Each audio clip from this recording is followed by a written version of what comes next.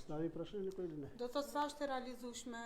ratifikimi i protokollit të antarësimit të Maqedonisë në NATO pa e ratifikuar atë Spanja? Grupi i deputetëve të VMRO DPMNE dhe koalicionit deri tek unë kanë adresu kërkesë për t'ju drejtu qeverisë me nisëm për dërgim apo propozim të ligjit për ratifikim të marrëveshjes Paktit Veriatlantik, të cilën kërkesë gjithsesisht me të cilën kërkesë kërkojnë nga unë që t'ja adresoj qeverisë. Në aspekt formal, unë nuk kam arsye që çdo një dokument që hynë në procedurë parlamentare ose që evidentohet në arkhivin e parlamentit, por mos me shqyrtu. Duke shqyrtu kërkesën e grupit të deputetëve përkatës, vlerësoj se për një çështje të tillë, në bazë të neneve në cilët thirren ata, parlamenti nuk është kompetent për një çështje të tillë, për faktin që neni 188 sankcionon që kompetencat për propozim dhe nisëm për miratim të ligjit për ratifikim të marrëveshjeve ndërkombëtare është kompetencë e qeverisë. Por për aspekt formal, përderisa një dokument vjen deri tek unë dhe nuk është kompetencë e parlamentit, është obligim procedural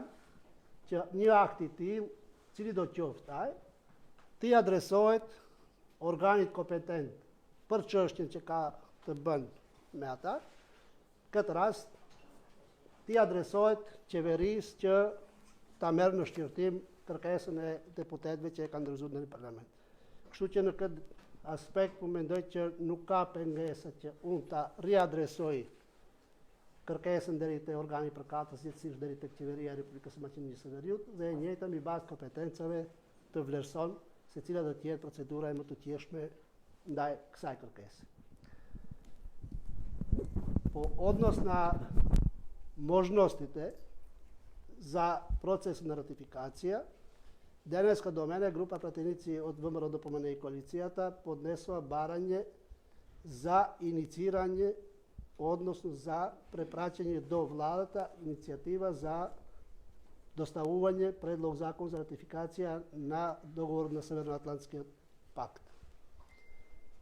Od formalen aspekt, sve jedan dokument koji što vlegува во собранието, во соодветна процедура,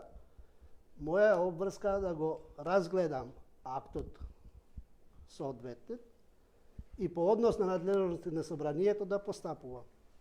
Имајќи предвид дека собранието, врз основа на членовите на деловникот на кои што се повикуваат пратениците, ги нема тие принадлежности, сметам дека е соодветно истиот акт, како и при сите други случаеви за кои што собранието не е надлежно да постапи, да се препрати до надлежниот орган на кој што се однесува проблематиката, во конкретниот случај до владата на Република Северна Македонија, која што според Уставот и според деловникот во соодветните членови кои што се цитирани во барањето на пратениците, да одлучи да постапува и во која процедура и по какви услови и предуслови ќе постапи владата. Во тој контекст, поинаква процедура, мислам дека не постои, посоодветно е истото да се препрати работа која што јас од формален аспект и ќе препратам, како и секое друго барање кој што не е надлежност на собранието, а доспева до собранието, е обврска институционална, процедурална, да се препрати до надлежниот орган.